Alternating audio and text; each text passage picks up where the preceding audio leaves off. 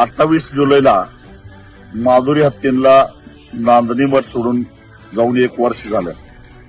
या वर्षामध्ये सुप्रीम कोर्टानं निकाल देऊन सुद्धा, हाय पॉवर कमिटीचा आदेश होऊन सुद्धा वेगवेगळ्या तांत्रिक कारणं पुढे करून माधुरीचं आगमन सातत्यानं लांबायला लागलेलं आहे. त्याच्या पाठीमागे कुठे काय काळबेरा आहे का काय लोकांनी विसरल्यानंतर माधुरीचा विसर पडावा आणि कायमस्वरूपी माधुरीवर पुन्हा कब्जा करावा असा काय डाव आहे का, असा संशय आता सर्वसामान्य जनतेला यायला लागलेला आहे. आणि त्यामुळं ज्या दिवशी माधुरी 28 जुलैला डोळ्यातनं पाणी काढत काढत नांदणी सोडून गेली, त्याच दिवशी म्हणजे 28 जुलैला वर्षपूर्तीनिमित्त 1 दिवस माधुरीसाठी उपवास हा उपक्रम आम्ही हातात घेतलेला आहे. आणि निशिदेवर मी स्वतः आणि माझ्यासोबत अनेक जण सकाळी 7 ते संध्याकाळी 7 पर्यंत लाक्षणिक उपवास करून माधुरीला खऱ्या अर्थाने तिच्या आठवणी आम्ही जागणार आहोत. त्या काळामध्ये दिवसभरामध्ये अनेक महिला येऊन चक्रेश्वरी मातेला आरती करून माधुरी आमची लवकरात लवकर यावी यासाठी प्रार्थना करणार आहे.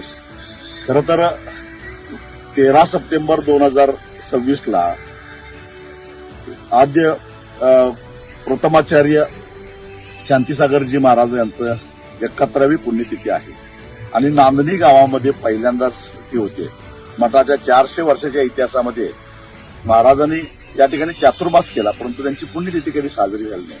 आणि या पुण्यतिथीच्या या अनोख्या या कार्यक्रमाला खरं तर लाखो श्रावक या ठिकाणी येतात. त्यावेळी आमची माधुरी असणं गरजेचं आहे. आणि त्यामुळं 28 जुलैच्या त्या 1 दिवसाच्या लाक्षणिक उपोषणानंतर माधुरीच्या परतीसाठी आपल्याला अजून काही आंदोलनं करावं लागतील किंवा काही भूमिका घ्यावी लागेल. आणि म्हणून सुरुवात आता 28 जुलैपासून करायची आहे. माझी सर्व माधुरी प्रेमी जनतेला विनंती आहे की 1 दिवस माधुरीसाठी उपवास करण्यासाठी तुम्ही नांदणी निशिदीवर या. तुम्हाला जर उपवास करणं शक्य नसेल तर किमान नांदणीमध्ये येऊन तिच्यासाठी एक प्रार्थना करा आणि काही करून नांदणीमध्ये माधुरीला 13 सप्टेंबरच्या आत परत आणायचं. यासाठी आपल्याला काही उपक्रम राबवायचे आहेत, त्याच्यामध्ये सहभागी व्हा.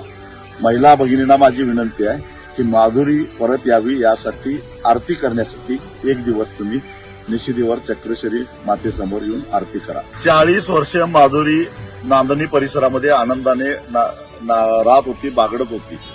नदीमध्ये आंघोळ करायची, लहान मुलांच्यावर खेळायची. परंतु कुणातरी नतद्रष्टाची नजर लागली आणि खोटे पुरावे करून, खोटी तक्रारी करून, न्याय व्यवस्थेला हाताशी धरून, अक्षरशः न्याय व्यवस्थेला सुद्धा मॅनेज करून आमच्या माधुरीला इथनं नेलं. परंतु जन आंदोलनाच्या रेट्यामुळे त्याच न्याय व्यवस्थेला पुन्हा माधुरीला परत पाठवा असा निकाल द्यावा लागला. परंतु तरी सुद्धा कागदी खेळ करून तिचं आगमन लांबवायला लागलेलं आहे. त्यामुळं आपण जन आंदोलन केलं, न्याय व्यवस्थेला तिचा निर्णय बदलायला लावला.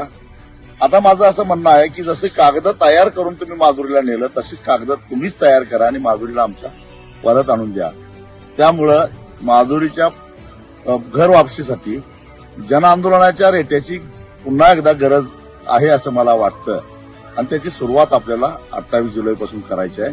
म्हणून माधुरीवर प्रेम करणाऱ्या सगळ्या जाती धर्माच्या लोकांनी किमान 1 दिवस माधुरीसाठी नांदणी निशिदीला भेट देऊन तिच्या आगमनाची तयारी कशी चालू आहे हेही एकदा डोळ्याखालून घालून जावा.